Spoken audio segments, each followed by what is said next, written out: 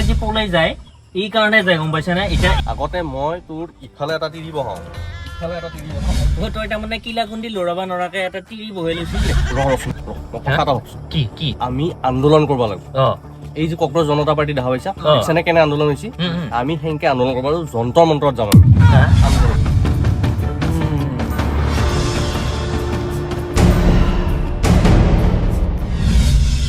এই ভাই কি হৈছে ইমান চিন্তাত আছা যে তই কি কবি ভাই আমাৰ এই বেটাৰী ৰিক্সাৰ ড্ৰাইভাৰ কেইটাকহে চৰকাৰে পাইছে তাৰপিছত পুলিচে সদায় আমাক কেনেকে বেটাৰী ৰিক্সা কেইখন ভৰাই দি আছে থানাত এনেকে হ'লে কেনেকে সংসাৰখন চলামে এই 7 মান পইচা পাওঁ হা এই পইচা কেইটা দি আমিতো আৰু ইমান ডাঙৰ বিল্ডিং বনাম বুলি ভাবা নাই এই পইচা কেইটা দি কিবাকে সংসাৰখন চলাই আছো তাতো যদি এনেকে পুলিচে ধৰি ধৰি নিয়ে সদায় 3000 টকা ফাইন লগে দেই এই কেনেকে চলিমে আমি বেটাৰী ৰিক্সা ড্ৰাইভাৰ গিলা অ বে ঠিকে কৈছা নকবি বিৰাট টেনশ্যন হৈছে আগতে মই তোৰ ইফালে এটা তিৰি বহাও ইফালে এটা তিৰি বহাও আৰু টিপটপ যাই থাকো পিছফালে মানুহ থাকে লগৰ ৰিক্সাৱালা মখাই টাউনত যিকেইটাই দেখেই পুৰা জ্বলে সিহঁতে মোক দেখি পেলাই আৰু ইটা চালা দেখিছা ন মই একেলাই তেনেকৈ যাই থাকিব লগা হৈছে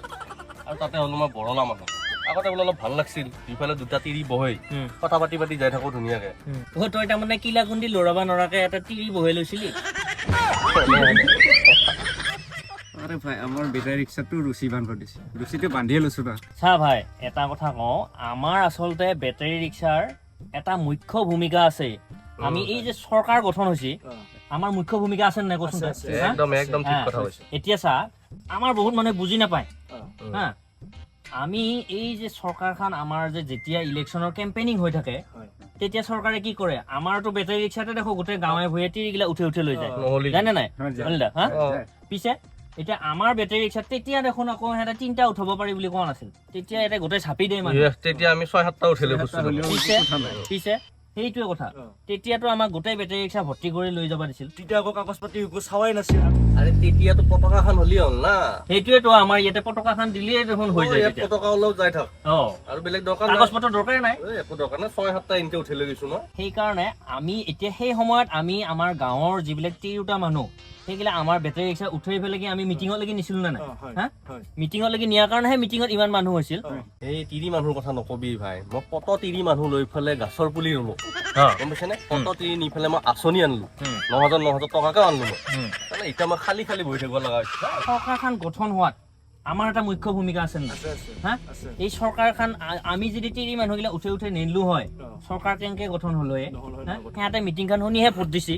গতিকে আমাক এই চৰকাৰে ৰাজনৈতিকভাৱে সুৰক্ষা দিয়াটো প্ৰয়োজন আমাক এনেকে মাৰিব খুজিলে নহ'ব নহয় আমি আৰু ইমান ডাঙৰ বিল্ডিং বনাম বুলি বেটাৰী ৰিক্সা চলোৱা নাইতো গধূলি হলি এতিয়া আগতে লোকেল মুৰ্গী অলপ নিব পাৰছিলে যে ব্ৰইলাৰো নিব নোৱাৰে ভাই পইচাই নাবাচে কি কৰিবি আৰু এতিয়া 2-3টা মানুহ দি যায় কেনেকে ঘৰখন চলাবি তিৰি গালি খাই থাকিব লগা হৈছে মই আচলতে তিৰিগিলাক যে পলাই যায় এই কাৰণে যায় গম পাইছা নে এতিয়া এই এনেকে যদি মই যদি ভালকে খোৱাব মিলাব নোৱাৰো মোৰ তিৰি পলাই যাব নাই বেলেগ অলপ হা আজিকালি তিৰিটা সুবিধা লাগব হয় না সুবিধা সেইটোটো কথা বেলেগ আকৌ ভাল ইনকাম কৰা এটা যাব বাছ চলোৱা এটা যাব পিছে হ'ল আমাৰ তাত কি থাকো এতিয়া মই সেইকাৰণে বৰলা হৈ বহি আছো এটা তিৰি আনব পৰা নাই এটালৈ এই তই এনেকে খুন্দি চলোৱাতে ভাল আছিলে কি আমি আন্দোলন কৰিব লাগিব এই যে কক্ৰজ জনতা পাৰ্টি দেখা পাইছা দেখিছানে কেনে আন্দোলন হৈছে আমি সেনেকে আন্দোলন কৰিব লাগিব যন্তৰ মন্ত্ৰত যাম আমি আন্দোলন হেৰি কৰো আমি তেতিয়াহ'লে যাওঁৱে যাওঁ